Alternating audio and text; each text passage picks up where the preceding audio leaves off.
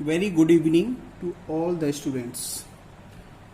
हम आगे के सवाल्स करते हैं। क्वेश्चन नंबर 8 है, उसमें आपको एक ग्राफ दे रखा है, स्पीड टाइम ग्राफ दे रखा है फॉर ए कार। एक कार के लिए आपको स्पीड टाइम ग्राफ दे रखा है और वो पूछ रहा है, जैसे कि ये आपका सॉल्यूशन एशन में ही दे रखा है और ये क्वेश्चन है एनसीईआरटी के।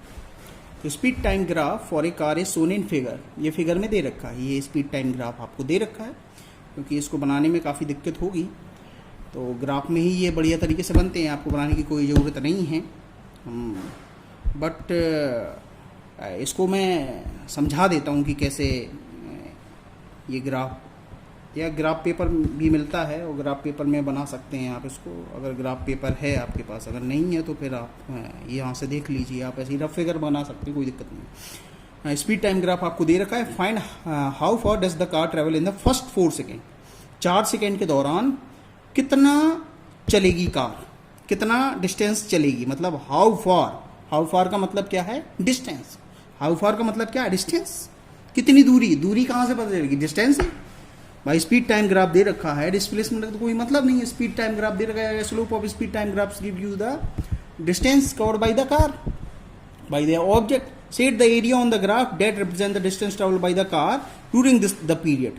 ड्यूरिंग द पीरियड मतलब लगभग इतने पीरियड तक है, 10 सेकेंड से कम, 10 सेकेंड से कम है ना, 10 सेकेंड से कम, 9 सेकेंड से ज़्यादा। अभी मैं बता दूंगा हर पार्ट कितना रिप्रेजेंट करता है, तो आप एग्जैक्टली पता कर पाएंगे कितना है, क्योंकि यहाँ पे आधा चला गया है। 8 9 तो यही हो जाएगा और 9 से भी थोड़ा आगे है। मैं बता दूंगा अभी कितने सेकेंड्स।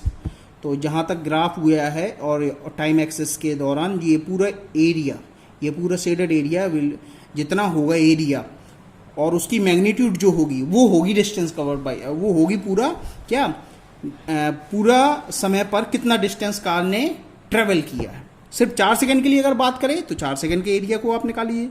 पूरे समय के लिए बात करें तो पूरे समय के लिए आप एरिया निकाल लीजिए। 4 सेकंड के लिए अगर उसने पूछा है how for the car travel in the first 4 second, 4 second के लिए पूछा है तो आप 4 सेकंड का एरिया आपको निकालना पड़ेगा। और 4 सेकंड का एरिया, यहाँ पे ट्रायंगल तो है नहीं या ट्रेपेजियम तो है नहीं, तो हम क्या करेंगे, क्योंकि मोशन क्या है, नॉन यूनिफॉर्म है। नॉन यूनिफॉर्म मतलब स्पीड बढ़ रही है, अनइक्वल रेट से बढ़ रही है। मतलब यूनिफॉर्म मोशन है, equal distance and equal interval of time होता तो स्ट्रेट लाइन आती है। अब यहाँ पे कर्व आ रहा है तो हम एरिया ऐसे तो निकाल नहीं सकते कि हाफ इंटू बेस इंटू आई ट्रायंगल हो तो हम ऐसा कर सकते हैं। अब यहाँ पे एरिया ऐसे नहीं निकाल सकते, तो अब हम दूसरी ट्रिक के दौरान एरिया निकालेंगे, देखेंगे कैसे निकालते हैं एरिया। ध्यान से देखिए आप, तो ये जो 2 है, 1 2 3 4 5, जो 5 वाली लाइन पर ही 2 आ रहा है, यानी 2 के 5 पार्ट किए जा रहे हैं। 2 के 5 पार्ट कैसे करते हैं, 2 के अगर 5 पार्ट करने हैं तो मैं क्या करूंगा, 5 से डिवाइड कर दो। 2 के भाई 5 पार्ट करनी है तो क्या करो, 2 से डिवाइड, 5 से डिवाइड कर दो। जितने पार्ट करने हैं उससे डिवाइड कर दो भाई। अगर 1 के 2 पार्ट करने हैं तो 2 से डिवाइड कर दो। 1 के अगर 3 पार्ट करने हैं तो 3 से डिवाइड कर दो। अरे सिंपल सी बात है भाई। एक अमरूद है, उसको 2 भाग में डिवाइड करना है तो 2 से डिवाइड कर दें, उसी को तो बोलते हैं 1/2।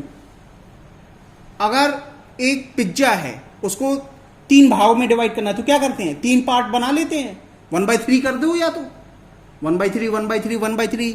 हर एक पिज्जा का टुकड़ा 1/3 1/3 1/3 है। अगर उसके 6 टुकड़े करने हैं तो 6 से डिवाइड कर दो। अगर उसे 5 टुकड़े करने हैं तो 5 से डिवाइड कर दो। तो सिंपल मैंने 2/5 से डिवाइड कर दिया, 5 से डिवाइड कर दिया बेसिकली। तो हर एक सेगमेंट ये 2/5 है ना, और ये भी 2/5 है, ये भी 2/5 है, ये भी 2/5 है, ये भी 2/5 है, ये भी 2/5 है।